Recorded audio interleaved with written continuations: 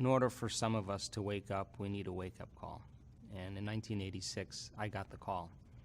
I was in a triathlon in Palm Springs, California, and I was in the biking portion of the race.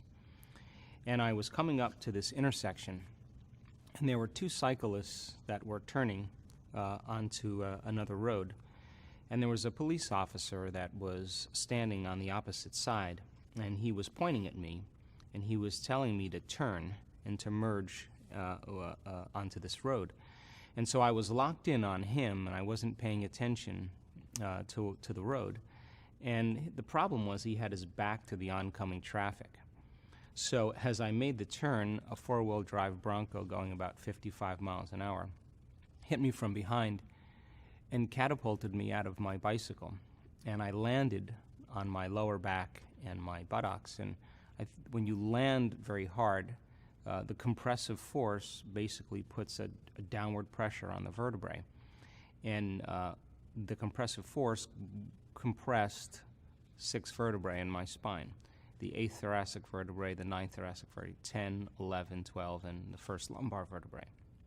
And when you compress volume like that, the matter has to go somewhere. And in my case, it went back towards my spinal cord. One of the vertebrae, the 8th thoracic vertebrae, was more than 60% collapsed, and the neural arch, where the spinal cord passed through, had broken like a pretzel. So I had multiple compression fractures of my thoracic spine and upper lumbar spine. I had bone fragments on my spinal cord, and I had compression of the cord because of the neural arch being fractured. And so they took me to the hospital, and I had 4 opinions from 4 leading surgeons in Southern California, and the prognosis was I'd probably never walk again, and that I needed a radical surgery called the Harrington rod surgery. And in Harrington rod surgery, they basically cut off the back parts of your vertebrae. They screw in these long stainless steel rods. And by screwing those rods in there, they cantilever and pull the spinal column off the spinal cord, and it opens up a pathway. And then they take bone fragments from your hip and they paste it over the top, and they hope for the best. So in my case, it would be from the base of my neck to the base of my spine because of the number of vertebrae that were compressed. And so I think that if this had been anybody else, I probably would have recommended that they have the surgery. But this was me. And I wasn't so quick, based on the x-rays and the CAT scans and MRIs, to just decide to have the surgery. And so I think one of the biggest things about making a choice when you're indecisive, it's one of the difficult times because you're weighing what you know against what you don't know. And you reach this point in your life where it's like a dark night of the soul, because when you realize that nobody has the answers to your problems but you, then you start this process of stepping out into the unknown. Now, in 1986, in Southern California, not a lot of people were going against convention, whether it was scientific convention or medical convention or social convention or religious convention. But I think that when you step outside of a convention, that's the definition of a miracle. So when you do something like that, you're always considered foolhardy or insane until you pull it off, and then you're a saint or a mystic or a genius.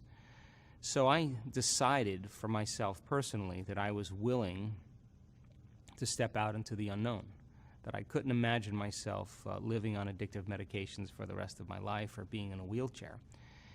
And so I decided to check out of the hospital.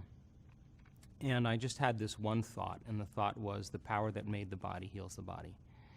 And I couldn't stop thinking about that because I knew that there's an intelligence that's giving us life, that keeps our heart beating and digesting our food. And that consciousness is awareness, and awareness is paying attention. So it must be observing or paying attention to who I am. So I decided that I was going to make contact with this intelligence. And I was going to give it a plan, a template, a design. I was going to get very specific on what I wanted. And when I was happy with my creation, I was going to surrender this creation to a greater mind because it knows how to heal way better than I do. And the second thing I said was I'm not going to let any thought slip by my awareness that I don't want to experience. Now, this sounds really easy from an intellectual standpoint, But I learned very quickly that I couldn't get my mind to do what I wanted it to do.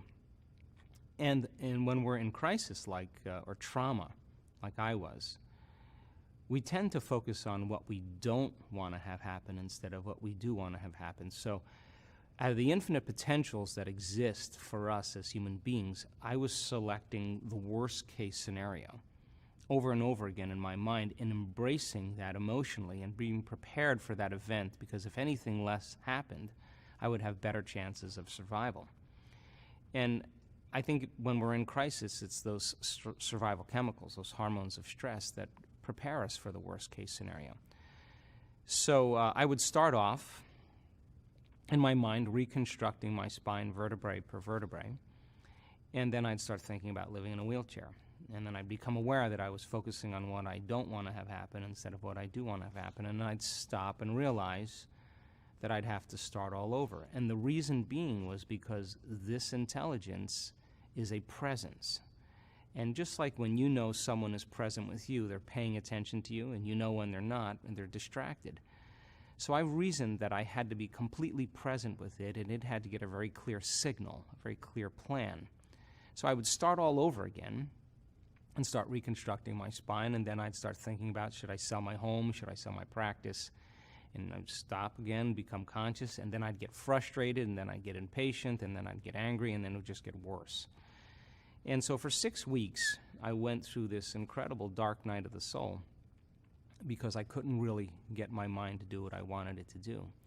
And it would take me about 3 hours in closing my eyes and reconstructing every single vertebrae and starting over again every time I lost my attention. And then I was never satisfied really with the way it was, way I did it, but I would just keep going. At the end of 6 weeks, I went through the whole entire process without losing my attention. And it was like I hit a tennis ball in the sweet spot. Something clicked in that moment. I clicked. And I knew in that moment that something happened. And what was taking me 3 hours to do, I was able to do in 45 minutes. And at the time, I didn't know it, but I was firing and wiring new circuits in my brain every single day. And I was literally improving my ability to pay attention. And attention is a skill, just like golf or tennis. The more you practice it, the better you get at it. So I wasn't going anywhere. I wasn't doing anything. I was basically laying face down, and I had a lot of time on my hands, so this was the object of my affection. At that time, when I was able to go through that whole rehearsal, I started noticing significant changes in my body. My pain levels dropped and diminished immediately. Some of the neurological problems I was having were improving. Numbness, tingling, my motor function started coming back.